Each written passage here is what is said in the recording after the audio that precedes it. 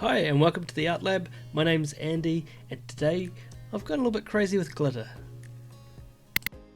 When I first started up doing resin projects, I was a little bit hesitant about glitter and what the effect would have, but now that I've started to use it a lot more in my different molds and different artworks, then it really has some amazing properties.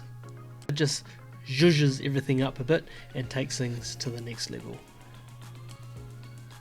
So one of the big differences between mica powder and glitter is that mica powder really is a lot finer and it will stick a lot better to silicon than what glitter does.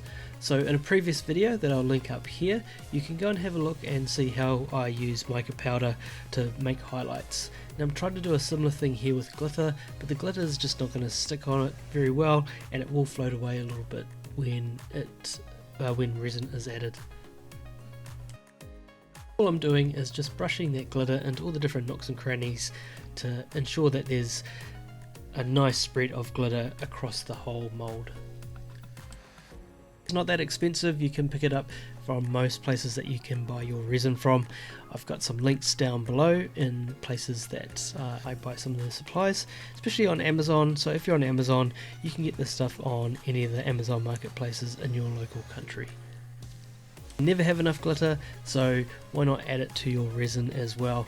So although the resin is coloured, if you put some glitter in there, that is really going to help make it sparkle when it dries. So I've added some of that purple glitter in with the blue resin. It does lose some of that purple colour, so it just really has that reflective property of glitter more so than the colour. When you're creating an item with resin, it's always best to pour nice and slowly, especially when you get to the top of the mold like here.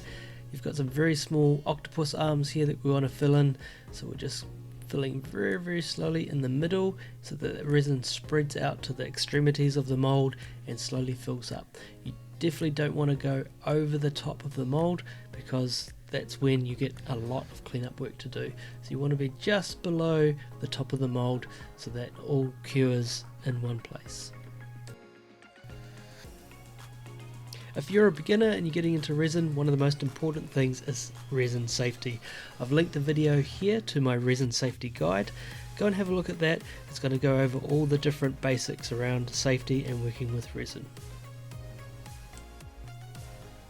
I do find sometimes it's pretty hard to estimate how much resin you need, and I often overcreate my resin, so that's why it's important to have some molds at hand that you can use to make use of any excess resin. So in this case I'm creating 3 bookmarks, and I've also got this French Bulldog mold which you'll see in a second, which I'm going to create a little doggy out of. This far, thanks so much for watching. I really do appreciate you watching my content. It would be awesome if you could give this video a thumbs up, and if you haven't done so already, subscribe to the channel. Every subscriber really helps me grow this channel, and I really want to build this into a fantastic art community. Ladies and gentlemen, it's drumroll time. Time to unveil the octopus. One of the difficult things with this mold is that it's obviously got its 8 tentacles and they're nice and tiny, so you want to be very careful with them that you don't bend them or break them. So it is a little bit of an interesting mold to get out. And here we go. I don't think the video does it justice.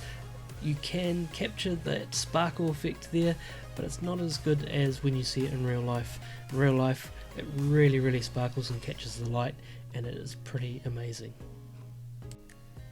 I'm keen to hear what you think about the glitter in these molds.